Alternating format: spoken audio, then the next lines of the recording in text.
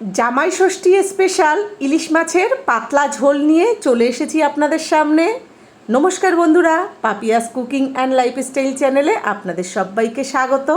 আশা করি আপনারা সবাই খুব ভালোই আছেন। এই রকম গরমে জামাইদেরকে তো অনেক রকম রান্না করে খাওয়াবেন। আমার অনুরোধ রইল, এই ইলিশ মাছের পাতলা ঝোল অবশ্যই করে রান্না করে খাওয়াবেন।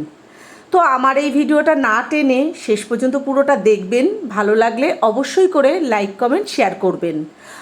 আর আমার সঙ্গে থেকে দেখতে থাকুন আমি কি কি উপকরণ দিয়ে কিভাবে ইলিশ মাছের পাতলা ঝোল রান্না করে দেখাচ্ছি আপনাদেরকে।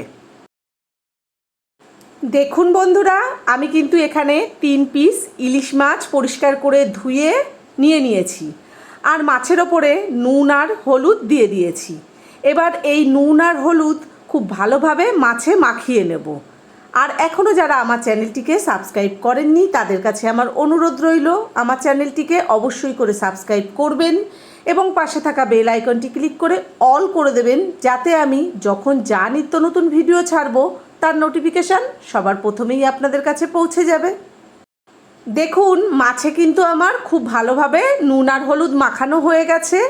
এবার মাছগুলোকে 10 মিনিট ঢাকা দিয়ে রেখে দেব। 10 মিনিট হয়ে গেছে।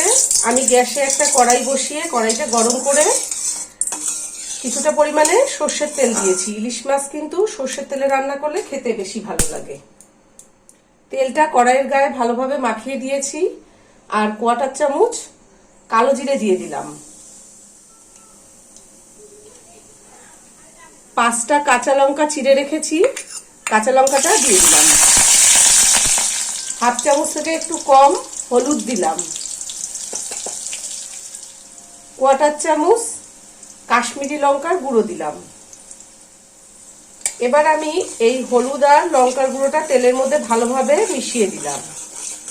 নুন হলুদ মাখিয়ে রাখা মাছগুলো এই তেলের মধ্যে দিয়ে দিচ্ছি।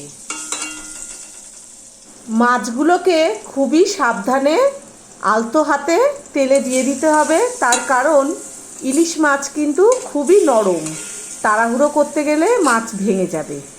মাছটা কিন্তু আমি তেলে ভাজবো না, একটু এপিট আর ওপিট উল্টে দিচ্ছি। আর আপনারা যখন এইভাবে রান্নাটা করবেন, যদি মনে হয় আপনাদের তেলে হলুদ বা লঙ্কার গুঁড়োটা পুড়ে যাচ্ছে, আপনারা গ্যাসটা নিভিয়ে দেবেন। মাছটা আমার উল্টে দেওয়া হয়ে গেছে। এবার আমি জল দিয়ে দেবো। আমার যতটা ঝোল প্রয়োজন আমি সেই বুঝে জল দিয়ে দিলাম। মাছে যেহেতু নুন মাখানো আছে, আমি 1/4 চামচ থেকে একটু সামান্য বেশি নুন দিয়ে দিলাম। 2টো কাঁচা লঙ্কা মুখ ফাটিয়ে দিয়ে দিলাম। নুনটা খুন্তির সাহায্যে একটু ঝোলের মধ্যে মিশিয়ে দিলাম।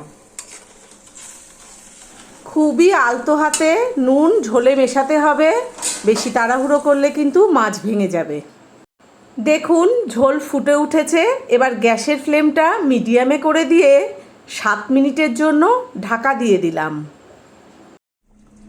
7 মিনিট হয়ে গেছে, আমি ঢাকাটা খুলে দিচ্ছি। দেখুন, আমার কালো জিরে দিয়ে ইলিশ মাছের পাতলা ঝোল কিন্তু একদম রেডি হয়ে গেছে। আর আপনারা যদি মনে করেন ঝোলটা একটু ঘন করবেন, তাহলে এর মধ্যে একটু চালের গুঁড়ো বা আটা জলে গুলে ছেঁকে দিয়ে দেবেন, তাহলে ঝোলটা একটু ঘন হয়ে যাবে। আমি এরকম পাতলাই রাখবো, গরম গরম ভাতের সঙ্গে খেতে দারুণ লাগে। আমার সকল বন্ধুদের কাছে অনুরোধ, যারা এখনো এরকম পাতলা ইলিশ মাছের ঝোল খাননি, অবশ্যই করে একবার হলেও এইভাবে রান্না করে খাবেন। আর ঝোল কমাবো না, গ্যাসটা নিভিয়ে দিয়ে আমি পরিবেশন করে আপনাদেরকে দেখাবো। দেখুন বন্ধুরা, কালো জিরে কাঁচা লঙ্কা ফোড়ন দিয়ে পাতলা ইলিশ মাছের ঝোল একদম রেডি হয়ে গেছে। আর আজকে আমি যেভাবে এই ইলিশ মাছের ঝোল রান্না করলাম, আপনারা বাড়িতে ঠিক এইভাবেই রান্নাটা করবেন, করে জামাই ষষ্ঠীতে অবশ্যই করে জামাইদেরকে খাওয়াবেন, নিজেরাও খাবেন। আশা করি আপনাদের খুব ভালো লাগবে। আর জামাইরা এইরকম প্রচণ্ড গরমে অনেক খাবারের সঙ্গে এইরকম পাতলা ইলিশ মাছের ঝোল পেলে খেয়ে খুব খুশি হবে।